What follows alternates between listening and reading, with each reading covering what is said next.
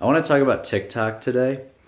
TikTok's been on my mind a lot lately because of how terrible it is for our brains, and it's specifically really bad for our attention span.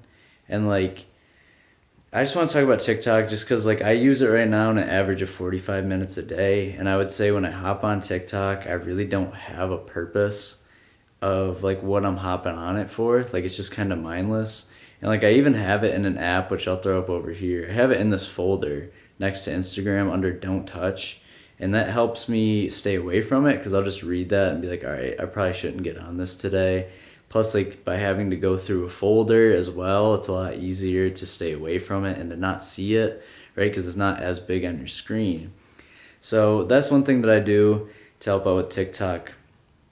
And that's they were talking the other day too. So we have dopamine that's released, right? Anytime that we're going to consume content, whether you're even looking at a text message that you got, or if you're looking at straight up any notification, right? Even if it's not a text, if it's a snap, if it's anything like a phone call, any sort of notification, your brain releases dopamine, right? So that's what's so interesting to me in general about the whole TikTok thing is the content form is so short.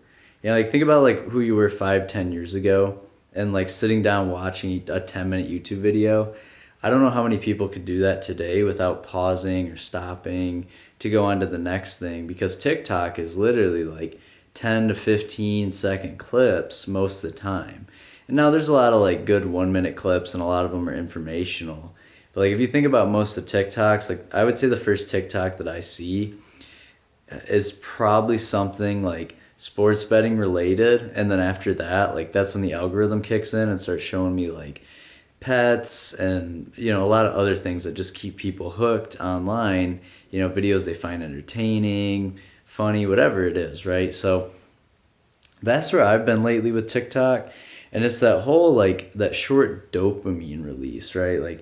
That's what gets me the most with TikTok is just that short dopamine release, because what it does is, especially if you start your day or end your day with it, it's just so bad for your brain, especially for memory, because that's the one thing when dopamine gets released and it messes with our receptors that mess with memory, then you don't really remember what you've done. And I'm the same way. I honestly could not tell you guys what I did yesterday, right? Now I can, I can really, really try to think hard about it. But what's really cool is I went to a Detroit Tigers MLB game on Saturday, and my phone died at about 1:30 p.m. and the game started at 1:15. And my phone died, and I could tell you everything about that game. And my phone, I didn't charge my phone until about 5:30. So I went 4 hours without it, and not a single time did I feel any FOMO or anything, just because my phone was dead, right? So I really knew that I didn't need it then. There was nothing really calling my attention. My whole goal was to just sit at the game with my friends, and I could tell you everything about that day because I was not using my phone. And it's so wild too because I didn't even have the urge to check anything because I knew my phone was dead. And yeah, I wanted to charge it because I wanted to see if anything came through, right? But that's the other thing. It's I was totally cool. I was totally calm, totally chill with everything. I was not upset. I had no urge to check anything, and it just kept me from doing that. Now, I could have turned my phone off, but by having it dead, right? There's nothing I could do. So that was the really nice part. I really enjoyed that game. I really did. I thought it was fantastic. And then, the night game, I didn't really use it too much either. And I could tell you everything about that day, that Saturday. But any day where our phones really come into our lives, hey, it's going to use your attention for this.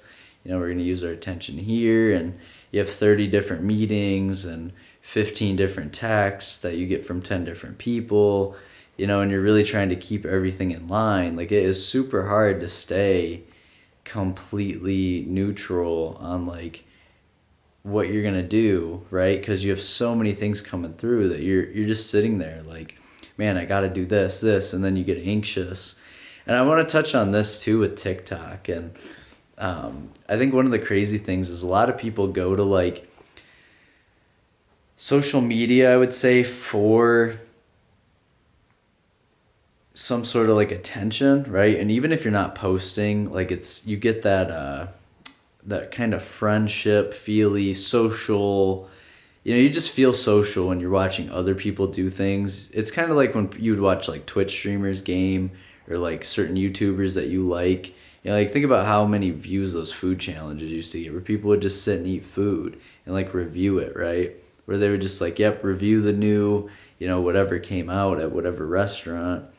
So that's what's kind of crazy lately is I've just been thinking about TikTok, and I really think about the people who use it the most, and I feel like social media, t- those guys are so good at targeting people and like targeting our brain and how it works and how to keep scrolling and keep us scrolling. And I'll link a couple of videos below that get super scientific into this as well. But I think as far as like TikTok and our mental health, I meditate after I get off TikTok every time. I go straight to YouTube and put on like a 10-minute guided meditation, and then I simply close my phone after that's done and then get my day going.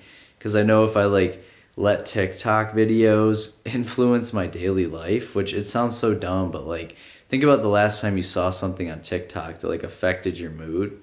I know it's happened to me before. There's this girl I was talking to, I think it was like a year ago at this point. But we were seeing each other for a little bit. But I remember she would like post something on TikTok that like really like was like red flag to me. And I honestly I couldn't tell you what it was now.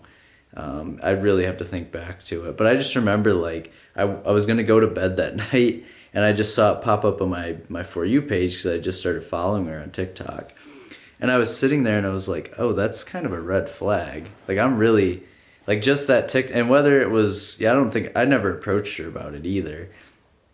But I just remember thinking, I was like, gosh, whether this is for entertainment purposes only, because I know there's a lot of people whose like brain works like they see something trending, so they try to hop on it so they can go viral, even if it doesn't line up with their morals or doesn't match what they want to put out to the world. Because just that's how some people are. They just want attention that bad. Now, it could have been that. You never know, right? Like, I just make YouTube videos for fun. So you really never know with that stuff. But that's the thing with TikTok, at least lately for me, is like, it's such a bad short term thing, like to take in. I don't know. I've just been really trying to stay distant from it lately. And the days that I do, I'm super happy. Like, it's so wild. Even when it's cloudy outside, like the day, and that could be said for social media in general because it's fake. Social media is completely fake, right? Like, you don't know who these people are outside of the posts that they send out, right? And that's the crazy thing with TikTok is you look at all like the super popular stars, and it's no one knows who they really are outside of that. And that's the other thing. It's like it's just really weird how social medias tend to shift. But I would say the days that I don't use them are days that I'm a lot happier, in general. So that is the really crazy thing I would say about social media in general, especially TikTok, just because it's so bad for our memory.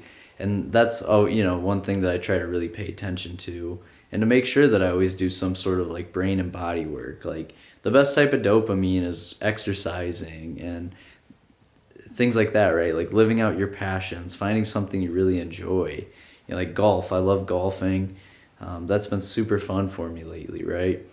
But I also have just been able to stay super indifferent about whatever life throws at me lately, just because I'm not emotionally tied to too many things.